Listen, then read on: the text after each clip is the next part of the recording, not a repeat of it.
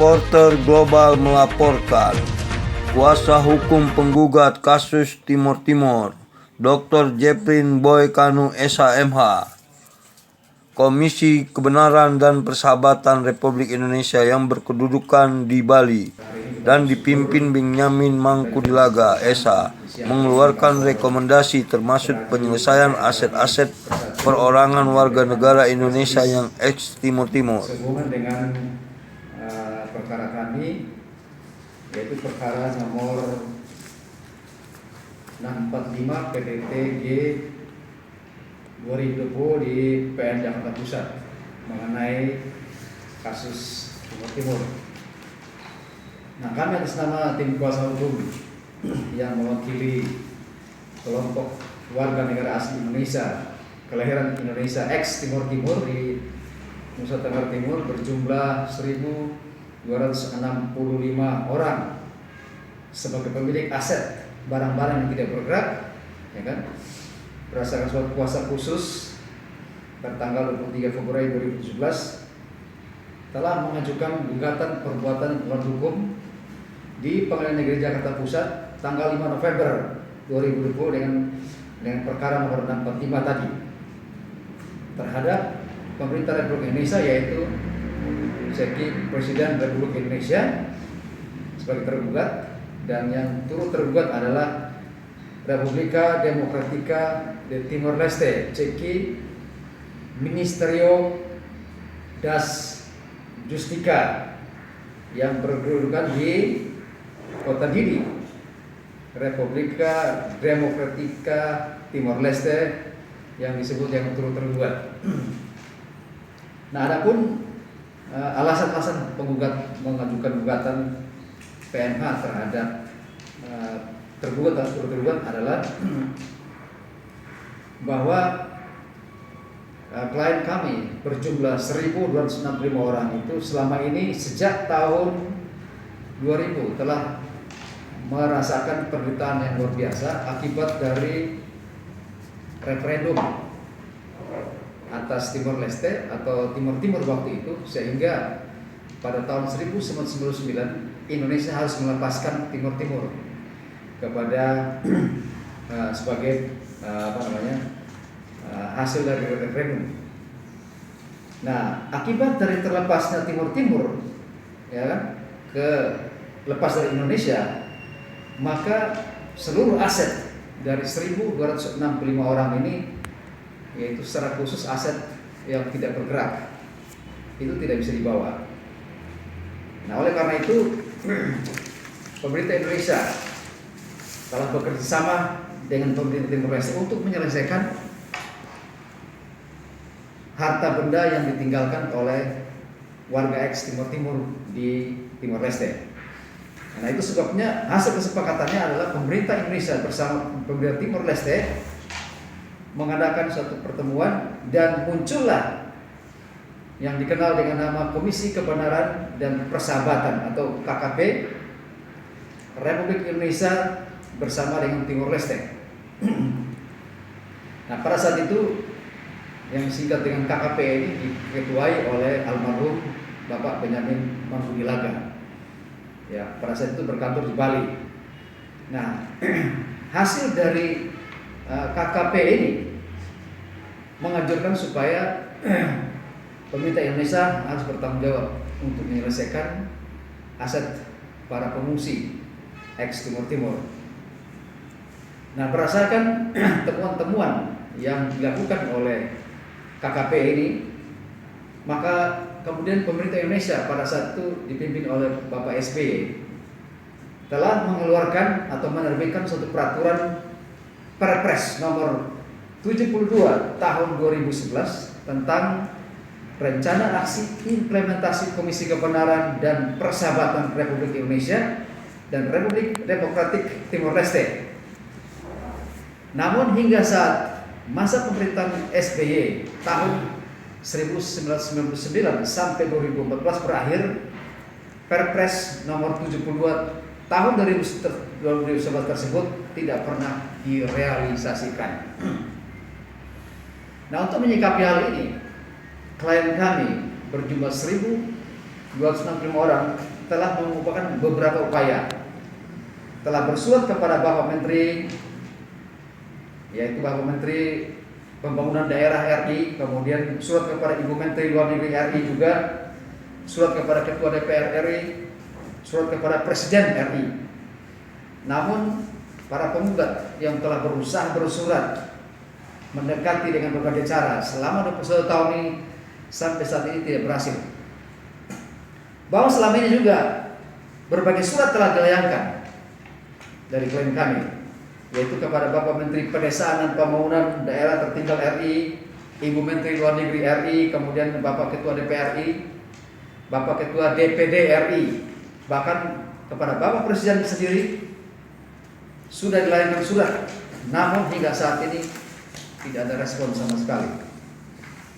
Bahwa berdasarkan upaya-upaya yang telah dilakukan oleh klien kami, atau kami sebagai kuasa hukum telah berusaha maksimal untuk meminta pengertian dari Presiden Republik Indonesia untuk menyikapi tentang aset ex pengungsi Timur Timur tersebut, sampai saat ini tidak ada jawaban apapun. Bahkan kami berusaha supaya tidak segera bersurat, tetapi ada rekomendasi dari Gubernur NTT, ada TAP MPR, ya kan, ada Undang-Undang Timur Leste juga, kemudian berbagai peraturan RI tentang bagaimana penyelesaian aset para pengungsi Timur Timur, tetapi sayang sekali sampai saat ini pun tidak ada tanggapan apapun. Itu sebabnya dengan berat hati akhirnya kami harus menggugat Presiden Republik Indonesia dan pemerintah Timor Leste. Dan gugatan kami ada dua, yang pertama itu gugatan material dan gugatan imaterial. Setelah kami menyimpulkan bahwa aset klien kami itu ada di 13 kabupaten di Timor Leste. Nah, oleh karena itu kerugian material yang kami coba untuk menghitungnya berkisar sekitar 2.211.775.951 rupiah yang terletak di 13 kabupaten yang telah didaftarkan di Direktorat Land Property Negara Timor Leste untuk periode tanggal 10 Maret 2013 sampai dengan tanggal 10 Maret 2004. Itu permintaan secara material. Sementara imaterial kami minta untuk diberikan ganti rugi sebesar 1 triliun rupiah. Jadi total seluruhnya adalah sekitar 3 triliun lebih. Nah, berdasarkan gugatan ini, kami mohon kepada perhatian kepada Bapak Presiden Indonesia, Bapak Jokowi, agar dapat memberikan respon kepada kami, karena kami adalah warga negara Indonesia yang sah secara hukum, yang juga harus dilindungi sesuai Undang-Undang Dasar 45. Dan pada kesempatan ini kami mengetuk hati dari pemerintah Indonesia, dalam hal ini Presiden Republik Indonesia, agar sudi kiranya menolong, merespon, membantu menyelesaikan segala aset-aset bekas dari pengungsi ex Timur Timur yang ada di NTT. Dan sekarang sebanyak 1.265 orang yang sudah tersebar di seluruh Indonesia, karena mereka terlunta-lunta, tidak ada kejelasan sama sekali, dan mereka sangat menderita. Oleh karena itu, sekali lagi dengan gugatan ini kami mohon kepada pemerintah Indonesia agar supaya menolong, membantu masyarakat Indonesia yang sedang membutuhkan bantuan dari Bapak Presiden. Marcel Adu Esa menjelaskan kepada wartawan, meminta kepada pemerintah Republik Indonesia agar dapat menyelesaikan aset-aset yang tidak bergerak di 13 kabupaten di Timur Timur. Dan tadi kami sudah kesaksian dan sudah selesai, dan rangkaian persidangan itu sudah melewati proses pembuktian sampai kesaksian sudah ini, dan kami juga sudah menghadirkan saksi-saksi fakta, yaitu orang-orang yang korban yang terjadi pada saat itu, yang meninggalkan harta benda mereka. Dan itu yang kami perlu sampaikan, bahwa mohon untuk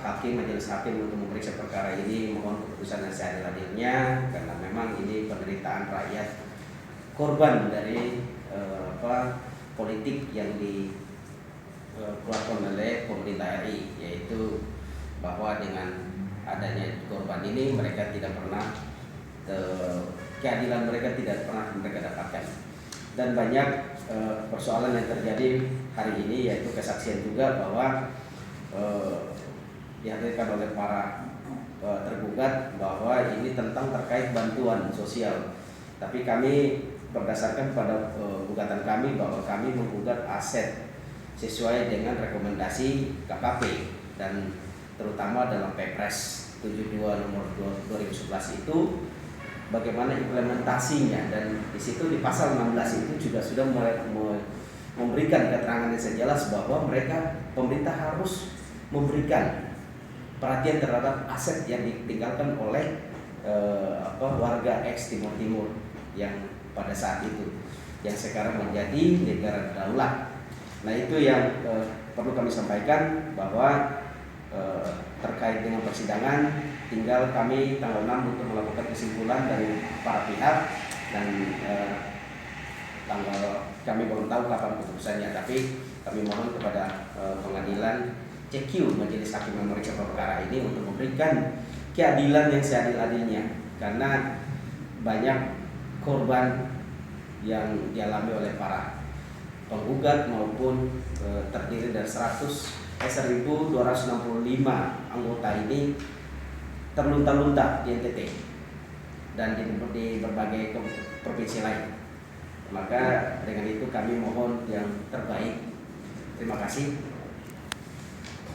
Anto Nelson Esa, referendum adalah kebijakan negara. Negara harus bisa menyelesaikan masalah pengembalian aset-aset ex masyarakat Timur Timur. Tentang pengembalian aset yang sudah diatur di dalam Kepres 72 tahun 2011 itu. Maksud kita adalah kenapa kita harus mundur, tidak langsung pada pokoknya saja tentang Kepres 72 implementasinya.